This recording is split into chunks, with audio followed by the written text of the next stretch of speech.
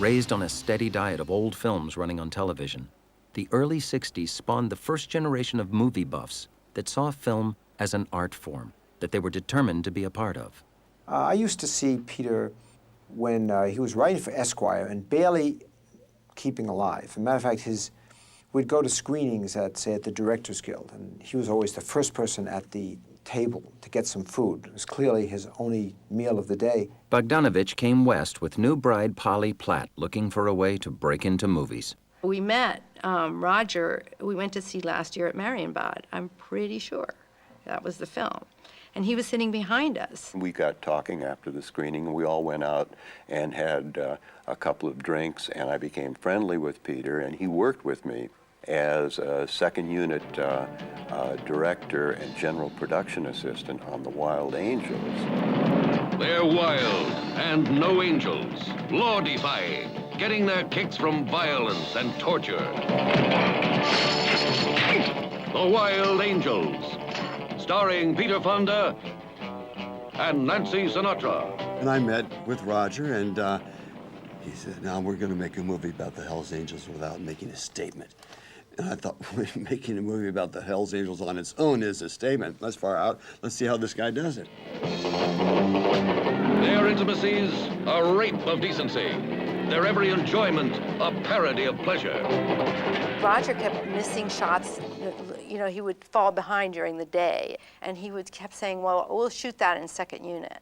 And I had never heard of that, but Peter was onto it. I did everything you could possibly do, from ordering the lunches and making sure the laundry was out to rewriting 80% of the script without credit and directing 3 weeks of the second unit. The Wild Angels was a major hit for Corman, signaled Paramount's change of direction by signing the director of the European horror film Repulsion, Roman Polanski, to his first real studio deal for Rosemary's Baby. The picture was a big hit for Paramount, and the elfin, fun-loving Polish Polanski quickly became a part of Bob Evans' social scene. Evans would introduce Polanski to other young power players in the new Hollywood, including pals Warren Beatty and Jack Nicholson. Women, wine, parties, and good blow were some of the rewards of success in Hollywood, and Polanski, Nicholson, and Evans would, over the years, share their drugs and their women. But what none of these revelers could know was how often violence would crash their party. But for Roger Corman and the others involved in making the youth-oriented B-movie so successful at the drive-ins, it was a boom time, with one hit after another. The old studio bosses, however, continued hiding behind their high walls with their heads in the sand. But there was one studio head, Stanley Schneider at Columbia Pictures, who had a son, young enough and hip enough to hear the rumble coming down the road. Burt is the single most significant person in post-1950s in terms of, I mean, he is the equivalent in terms of producers of what Selznick had been before. He revolutionized and radicalized filmmaking from the producer side. And mainly, he trusted filmmakers, and he gave them complete creative freedom. Burt Schneider was the epitome of a certain kind of time and place producer. Everyone wanted to be Burt Schneider, and then nobody wanted to be Burt Schneider. Well, he was cool. He was so cool, it was like frightening. He provided the drugs, he provided the sauna, he provided the pool, he provided the good vibes, he provided the notion that nobody should ever feel. Burt Schneider's father ran Columbia Pictures. It was there that Burt and Bob pitched their idea for an American version of the Beatles. The Monkees, in some way, were simply a cynical decision to rip off the Beatles and be successful in the most traditional terms on television. We were never allowed on the television show to reference the war, ever, to reference society in anything anti-American, anything controversial, certainly no references to even getting stoned. You know, it was all really sickly, sweet, you know, white bread. The economic success of that put Burt Schneider and Bob Raffles into the catbird seat. And what they chose to do with that is what's interesting.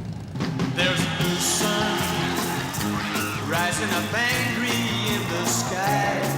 There's a new voice crying, we're not afraid to die. Let the old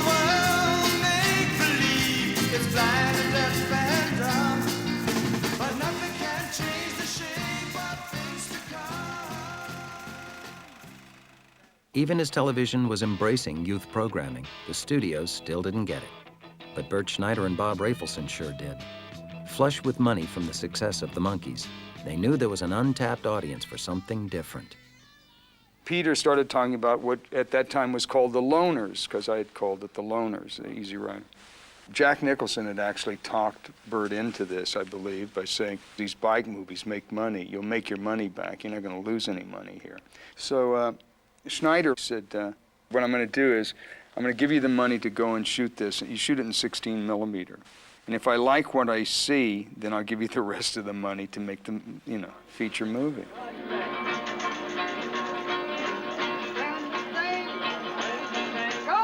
So I got 5 friends of mine that had 16 millimeter cameras, all of them who wanted to be directors, okay, in the middle of Mardi Gras, and I was crazy. There's no question about it. Get into the Winnie in search of the Mardi Gras parade, which, if you've seen the movie more than once, you'll notice we were never in. The Winnebago never found the Mardi Gras parade. And there are reasons for that. Everyone was stoned out of his mind. Everyone was stoned out of his mind. That's correct, isn't it? Dennis was just shooting, like he's gonna get New Orleans, man. But you did. We shot for 4 days, and I literally walked people through the streets practically. It was like the Baton Death March. Finally, Barry Feinstein, he finally said, I can't take any more of this, and he started throwing the films at me. Cans of films at me, and said, that's it, I said, well, if you can't take any more, give me the film, I don't trust you anymore. He said, you want the film? Here's the, he started throwing. So we get into a fist fight, pushes me into a room that Peter's in bed with Karen and Tony Basil, and a fight proceeds, whereupon it ends, and everybody leaves. After shooting the acid trip scene at the cemetery, Hopper and Fonda returned to Los Angeles. I get back, and unbeknownst to me, that Peter and Bill Hayward, my brother-in-law, came back from New Orleans and offered to give back the $20,000 that obviously that I was a crazy person. And what they had done was they started taping me, my screaming and my raving and ranting. And they played this for Bert Schneider and Jack Nicholson. And Bert said, well, he sounds excited, but you know something? I hired this man to direct this movie. He's going to direct this movie. Oh, they're not scared of you. They're scared of what you represent to them. Hey, man. All we represent to them, man, is somebody who needs a haircut. Oh, no. What you represent to them is freedom. What the hell's wrong with freedom, man? That's what it's all about. Oh, yeah, that's right. That's what it's all about, all right. But talking about it and being it, it's 2 different things. I mean, it's real hard to be free when you are bought and sold in the marketplace. Of course, don't ever tell anybody that they're not free, because then they're going to get real busy killing and maiming to prove to you that they are. On the main poster for Easy Rider, which was interesting, there wasn't a motorcycle on it. The phrase on the top said, a man went looking for America and couldn't find it anywhere. When we all, the hippies, when we all arrived up to the sales office at Columbia when it was down on Gower Street, we thought, what are these guys going to know? We walked in and saw that. That's got to be it. It's amazing. That came out of far out. Put it in. It's great. As Columbia prepared Easy Rider for release, United Artists was about to start the most controversial studio picture to date. There was at UA at that time this extraordinary group of people who had an extraordinary concept about how to finance and distribute films. Well, UA had created a world that the majors were not aware of, and studios didn't understand the concept of giving creative control of a movie to a filmmaker. We did it with every filmmaker that we were in business with. One filmmaker UA wanted to work with was John Schlesinger, who had recently scored with Darling, which won its star, future Beatty Paramore Julie Christie, an Academy Award. I can go to John Schlesinger, as I did, and said, we want to make a movie with you. What do you want to do? And he can say, well, there's this little book, you'll never do it, it's very dark, and it turns out to be Midnight Cowboy. It never would have been made under the studio system. John was like at a real turning point at the cowboy time. He was in the closet. His close friends all knew that he was gay, but he was desperate to break out. He wanted to, he's a gay man, and he wanted to have a gay partner, and he wanted to live a gay life.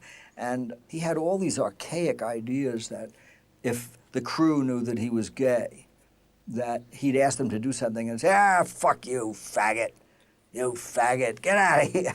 I mean, these childhood dreams that must have tormented him and all that. So I just said, look, John, it's our movie. If we don't like someone, we'll throw him out. He got it through his head that maybe it would be all right, although he was very frightened. And then he fell in love. He fell in love with a man who he's still with now, 39 years later. And John was like, you know, any one of us, if you're in love, I mean, you're totally on fire with ideas. And he was inspired, there's no question about it. Well, when's the last time you've been to confession? It's between me and my confessor. And I'll tell you another thing. Frankly, you're beginning to smell. And for a stud in New York, that's a handicap. Oh, don't talk to me about clean.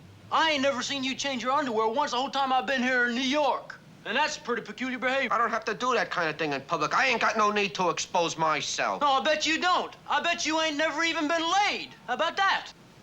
And you're gonna tell me what appeals to women. I know enough to know that that great big dumb cowboy crap of yours don't appeal to nobody except every Jackie on 42nd Street.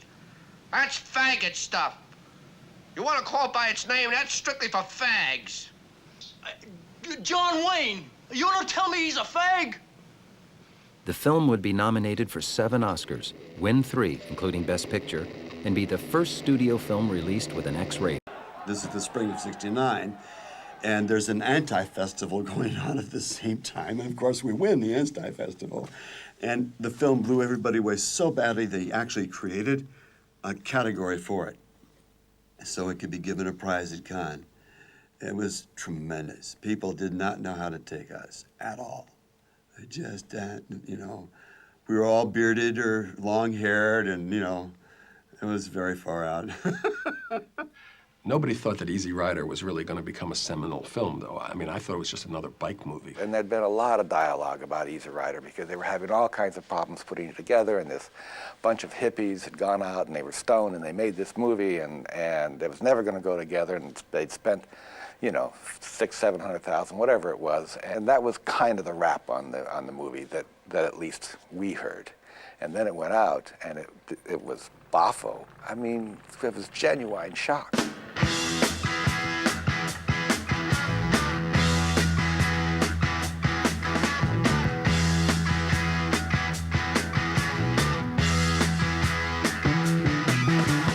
Get your motor running, head out on the highway, looking for adventure, and whatever comes our way. Yeah, darling, go. I don't think that the Hollywood establishment could figure out why anybody was going to see that movie, and that was just. It seems to me that was just as the change was happening. I mean, it was Vietnam. I mean, it was long hair was becoming more popular. They'd lost their audience. They had not addressed their audience. They had not addressed what their audience were into. We'd gone through the '60s, and nobody had ever seen drugs smoked without, you know, going out and committing some kind of murder or atrocity of some kind. When you went to see a movie like Easy Rider, and when you saw these guys really smoking grass by the fire, and really the camaraderie was warm and real and rare, you went, what the hell am I looking at? This has value. This has a completely different kind of value than pillow talk. This is something extraordinary. I want more.